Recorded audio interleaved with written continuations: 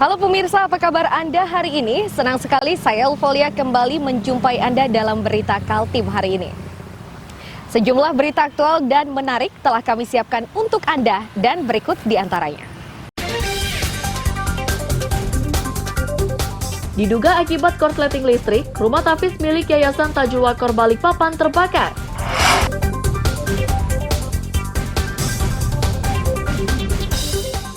Peredaran narkoba kini sudah masuk hingga Sepaku Penajam Pasir Utara. Polisi sudah menangkap seorang pengedar bersama bukti.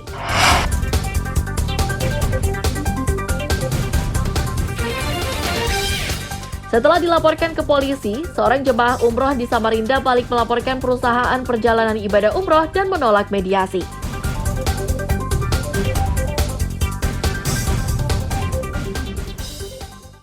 (10:48) update. Tanggal 7 Februari. Api membakar bangunan Yayasan Tajul Wakor, Jalan Impres 1 Muara, Balikpapan Utara, Selasa siang. Api dengan cepat membesar dan meluas karena bangunan tersebut sebagian terbuat dari bahan kayu dan mudah terbakar. Pengasuh Yayasan Tajul Wakor, Muhammad Fakih, menyatakan kebakaran terjadi saat para santri masih belajar. Api pertama terlihat dari plafon rumah dan tak berselang lama api sudah berkobar. Muhammad Fakih memastikan tidak satupun dari puluhan santrinya yang terluka.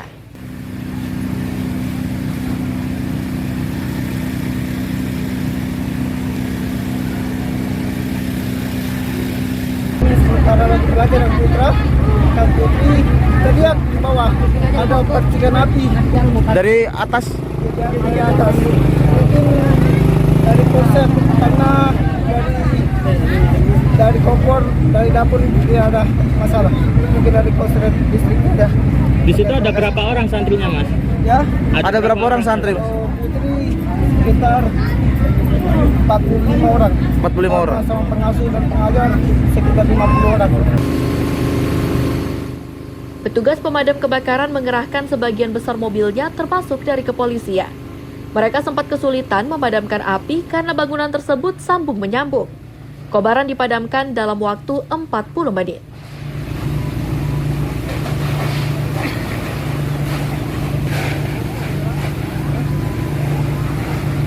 Di mana kita kerahkan 2 unit dulu dari utara dan dari tengah. Sebelum sampai ke TKP ternyata diinformasikan asap tebal, jadi kami menurunkan semua unit yang ada di Kota Balikpapan. Berapa rumah yang kebakar, Pak? Jadi dari kondisi di lapangan saat ini kelihatannya satu yayasan, jadi satu komplek. Jadi komplek ini kelihatannya bangunan satu tapi sifatnya bersambung-sambung, berlantai 2, jadi hanya komplek tersebut. Tak ada korban jiwa dalam musibah kebakaran ini, namun sebagian besar bangunan milik yayasan tersebut ludes dilalap api. Polisi masih menyelidiki penyebab pasti kebakaran. Dugaan sementara api berasal dari korsleting listrik. Amir Hamzah dan David Purba melaporkan dari Balikpapan.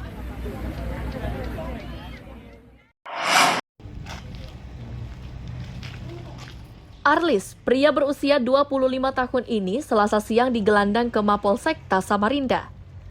Arlis ditangkap usai menerobos rumah warga Jalan Dirgantara 2, Pelita, Samarinda Ilir. Sebelum tertangkap, Arlis sempat mengancam pemilik rumah menggunakan senjata tajam. Agus, pemilik rumah, menyatakan ia terbangun saat mendengar suara mencurigakan dari dapur. Agus kaget saat melihat Arlis sudah berdiri di dapur sembari mengancam Agus menggunakan pisau. Tak mau kalah, Agus pun bergerak cepat mengambil badiknya. Arlis kabur melalui atap rumah hingga menyebabkan atap rumah rusak. Arlis tertangkap setelah terjatuh dari atap. Dia jebol, kirain apa? Ribut. Langsung lari ke depan. Iya. Ke depan bawa pisau langsung. Diancamnya aku. Diam. Aku bingung. Langsung ku ambil juga. Badai kan? Iya. Ku langsung berdiri aku. Lari dia. Lalu langsung kena ke sini. Lari ke atap sini. Iya. Oh. Nah, dari ku ambil kayu. Ku ancam, ku teriakin sini. Dijebol seng. Seng. Lari ke sana. Diinjak-injak semua sengnya orang. Sengnya orang. Naik atap-atap berarti? Iya. Habis itu atapnya orang diinjak bolak-balik. Bapak kenal dengan orang itu, Pak? Enggak kenal. Enggak kenal. Tiba-tiba sudah ada di dalam rumah? Iya. Sekitar jam berapa tadi, Pak? Baru aja. Baru aja ya? Ada yang sempat diambil, Pak? Enggak ada ngambil, cuma kan langsung bawa badik. Setibanya di Polsekta, Arlis digiring ke dalam sel tahanan. Amir Hamzah dan Iswanto melaporkan dari Samarinda.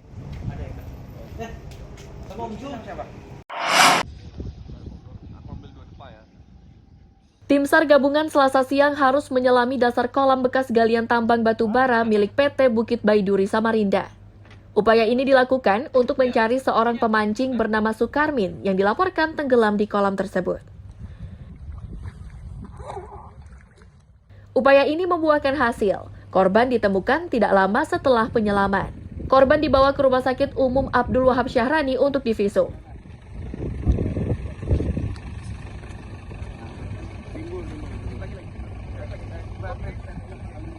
Kapal 2 POB, itu 1 orang sudah dinyatakan selamat dan 1 tadi pada pukul 14.20 tim SAR gabungan sudah menemukan korban dalam kondisi meninggal dunia dan korban sudah dievakuasi ke Rumah Sakit Umum HW Syahrani Kota Samarinda. Untuk itu dengan ditemukan korban, maka pelaksanaan operasi SAR kami nyatakan selesai dan kami usulkan untuk ditutup. Jasad Sukarmin yang kini sudah di kamar jenazah masih diperiksa oleh Inafis Polresta Samarinda. Korban tenggelam saat memancing bersama seorang rekannya. Musibah ini terjadi karena perahu yang ditumpangi korban bocor. Amir Hamzah dan Iswanto melaporkan dari Samarinda.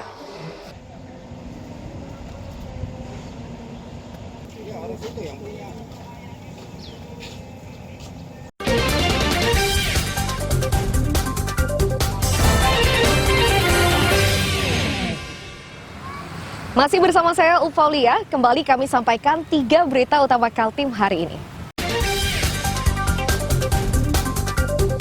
Diduga akibat korsleting listrik, rumah tahfiz milik Yayasan Tajul Wakor Balikpapan terbakar.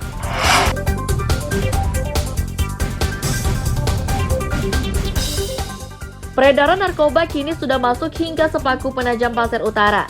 Polisi sudah menangkap seorang pengedar bersama bukti.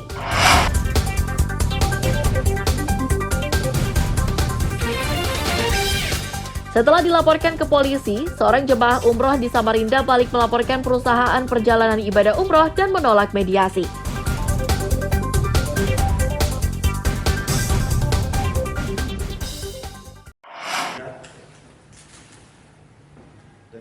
Ditres Narkoba Polda Kaltim menangkap Ahmad Ramadhani di Jalan K.A. Tabun, Desa Argomulyo, Sepaku Penajam Pasir Utara.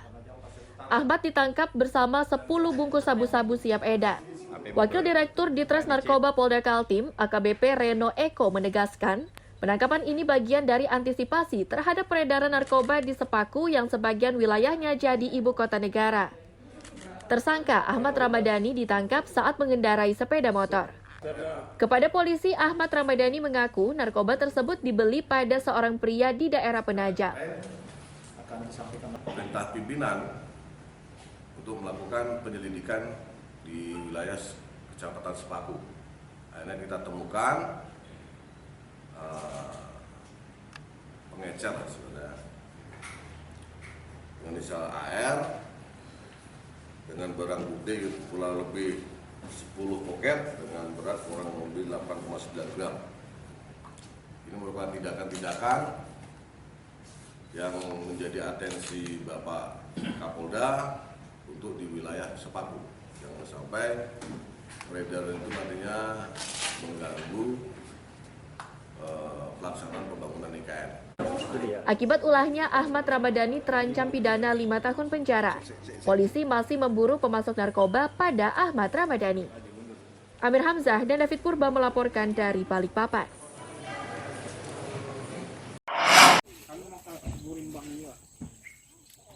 Bangunan kayu dan sebagian semen yang berdiri di Sebo Banir Bangun, Kecamatan Sambaliung, Kabupaten Berau ini merupakan bangunan untuk mesin penggiling padi. Hanya saja, mesin tersebut sudah tidak dirawat sejak tahun 2017. Kepala Dinas Pertanian dan Peternakan Berau, Junaidi, yang melihat langsung kondisi mesin prihatin. Agar mesin tersebut bisa difungsikan, Dinas Pertanian dan Peternakan akan mengupayakan dana perbaikan. Ada manajernya ada juga Pak.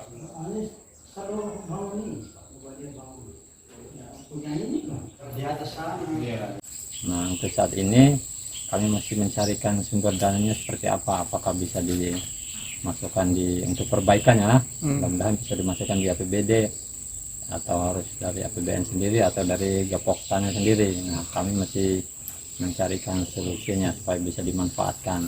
Kan sayang ini mesinnya sudah modern begini, 2 kali olesannya ya nanti keluarnya beras premium.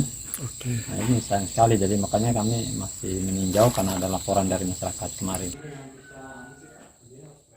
Keprihatinan juga dirasakan gabungan kelompok tani atau Gapoktan Seibebanir. Ketua Gapoktan, Mardan, sangat setuju jika ada kelompok tani lain yang memanfaatkan mesin tersebut.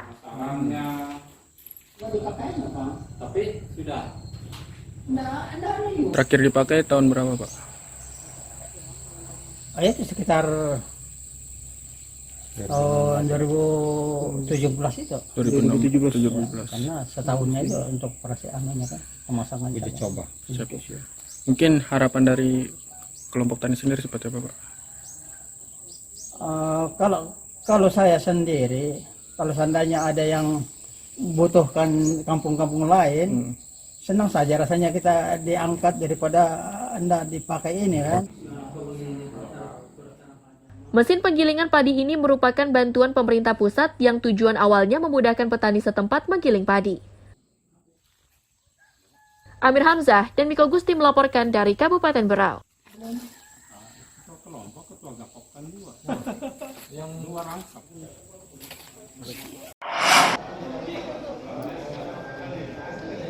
Satu demi satu petugas Dinas Pemadam Kebakaran dan Penyelamatan Samarinda menjalani tes urin yang digelar di kantor Disdamkar Jalan Mula Warman, Samarinda Kota.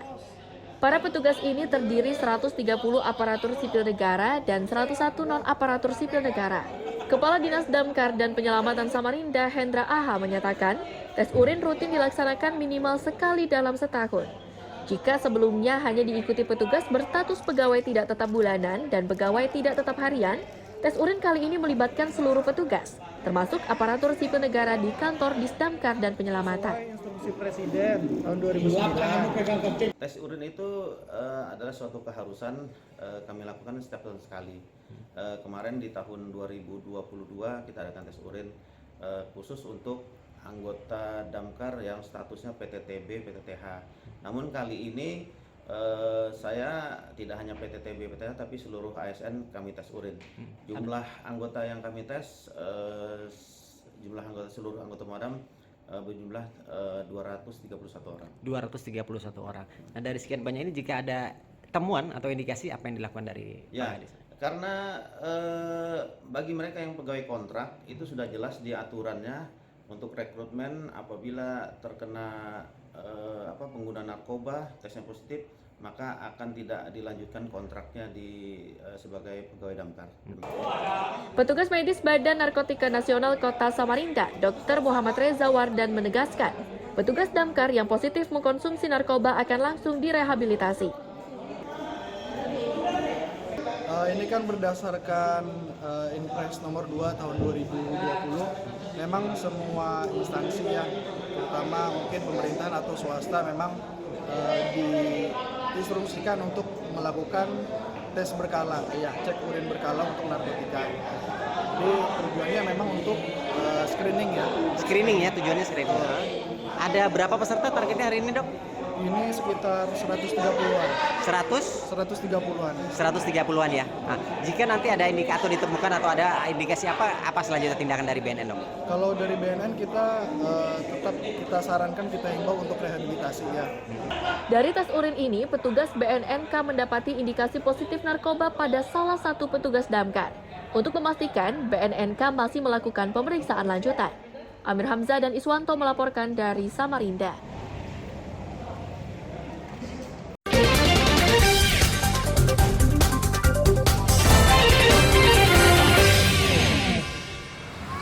Masih bersama saya Ufaulia, kembali kami sampaikan 3 berita utama Kaltim hari ini.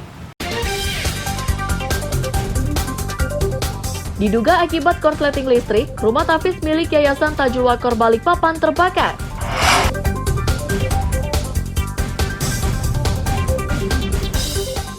Peredaran narkoba kini sudah masuk hingga Sepaku Penajam Pasir Utara. Polisi sudah menangkap seorang pengedar bersama bukti.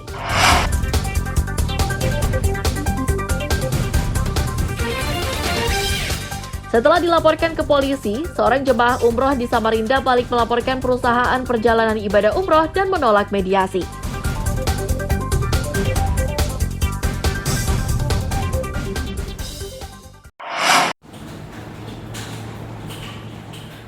Ditemani kuasa hukumnya, Maya Aprilia mendatangi Mapolresta Samarinda untuk memenuhi panggilan mediasi antara dirinya dan perwakilan Biro Perjalanan Umroh. Pertemuan ini berlangsung cepat karena Maya Aprilia menolak mediasi yang ditawarkan oleh penyidik Satreskrim. Sebaliknya, Maya melaporkan Biro Perjalanan itu ke polisi karena dinilai merugikan dirinya selama mengikuti perjalanan ibadah umroh. Kita browsing pasti ada. Melalui kuasa hukumnya, Maya bercerita bahwa situasi yang dihadapi saat ini bermula saat ia mengungkapkan rasa kecewa atas layanan Biro Perjalanan. Dalam tulisan yang disebar di media sosial itu, Maya tidak menulis langsung nama Biro Perjalanan tersebut dengan alasan untuk menjaga nama baiknya. Di antara kekecewaan yang Maya tulis adalah permintaan tambahan biaya saat perjalanan berlangsung. Miskin banar pinanya di luarnya, barusan aja sugih lah. Tadi sudah dilaksanakan mediasi dan di dalam mediasi klien kami tidak bersedia dimediasi karena kondisinya kita sudah melaporkan balik untuk perkara ini. Itu bisa diceritakan sedikit kronologi sebenarnya apa yang terjadi di travel umrah? Jadi klien saya ini pergi umroh bersama keluarga sejumlah 3 orang. Terus kemudian ada 3 kali kenaikan. Yang pertama dan kedua ada surat tertulis kepada klien kami, dan untuk kenaikan ketiga tidak ada surat tertulis. Perwakilan Biro Perjalanan Ibadah Umroh, Andi Selianti alias Diva menyatakan melaporkan jemaahnya tersebut karena tulisan itu dinilai bertolak belakang dengan situasi selama perjalanan umroh berlangsung.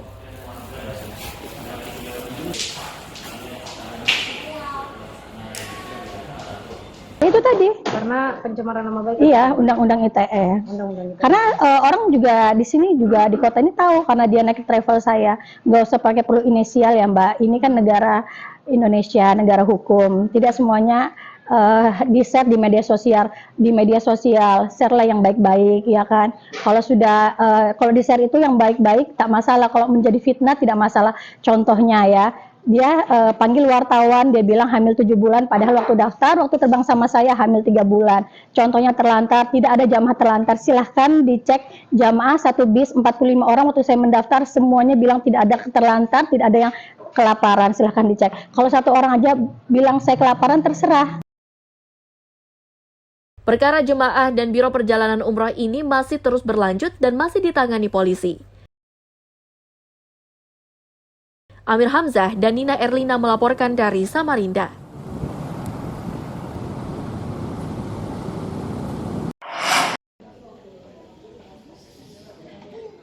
Puluhan pelajar SMK 1 Lojanan Samarinda Selasa siang mengikuti penyuluhan HIV/AIDS di sekolahnya.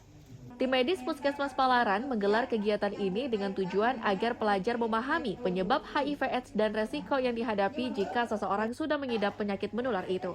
Sosialisasi yang baru pertama didapatkan itu membuat pelajar bersemangat. Rasa ingin tahu pelajar membuat suasana sosialisasi menjadi lebih ramai oleh berbagai pertanyaan. Pihak sekolah menilai sosialisasi ini penting agar para pelajar memahami bahaya pergaulan bebas. Kami pihak sekolah itu sangat terbantu karena ya satu sisi memang ya usia-usia di siswa-siswi SMK itu ya di remaja-remaja ini yang sangat pas itu kalau dikenalkan oleh sosialisasi HIP ini, karena ya menyangkut masa depan mereka itu ke depan ya pasti akan mengalami seperti ini, akan ketemu hal-hal mereka sudah bisa membedakan yang mana itu yang mereka harus hindari, yang mana mereka memang harus pelajari yang lebih matang lagi. Karena ya kita di sekolah yang tidak jurusan kesehatan itu saya rasa bersentuhan dengan ini tidak ada. Beda dengan sekolah-sekolah kesehatan itu kan langsung bisa akan dikenalkan oleh guru-gurunya. Tapi kalau kita di sekolah yang bukan jurusannya ini saya rasa ya sangat terbantu. Enggak. Nggak tahu program bebas? HIPN tahu nggak? Nggak tahu. Tapi ngerti bahayanya gimana? Ngerti? Dijelaskan ini tadi ya? Jadi ini baru sekali? Baru sekali. Oh, kamu kelas berapa? Kelas 10 multimedia. Kelas 10 multimedia. Baru ini ngikuti pelatihan penyuluhan? Iya. Rencananya sosialisasi bahaya HIV/AIDS ini akan dilakukan di beberapa sekolah untuk menghindarkan pelajar dari perilaku hidup bebas. Amir Hamzah dan Iswanto melaporkan dari Samarinda.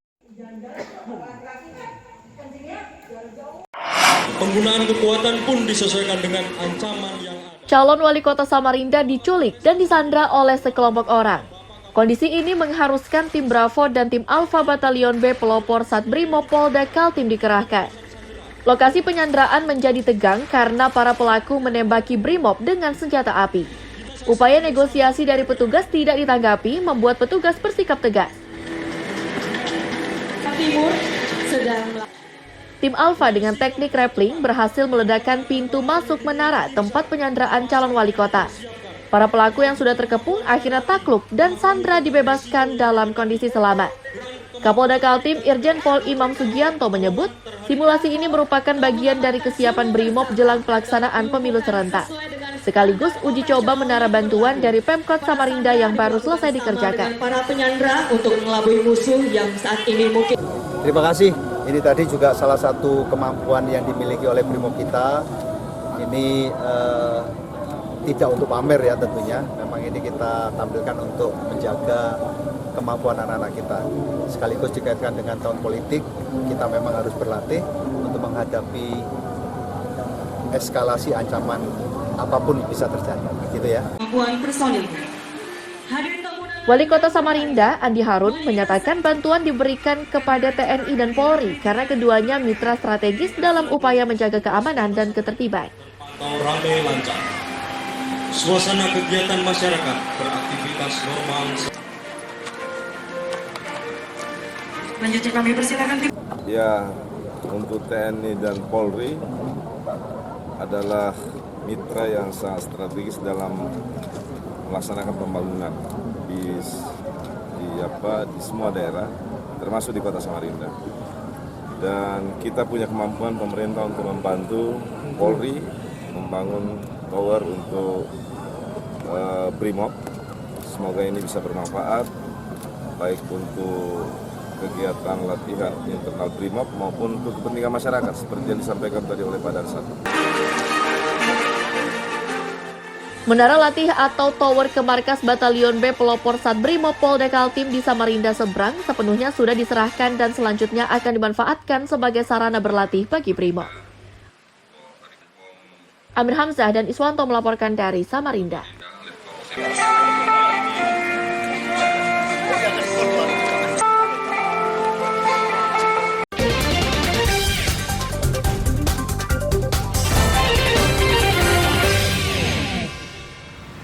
Pemirsa, informasi tadi sekaligus menutup perjumpaan kita kali ini. Akhirnya saya Eufolia beserta tim redaksi yang bertugas mengucapkan selamat pagi, selamat beraktivitas, sampai jumpa.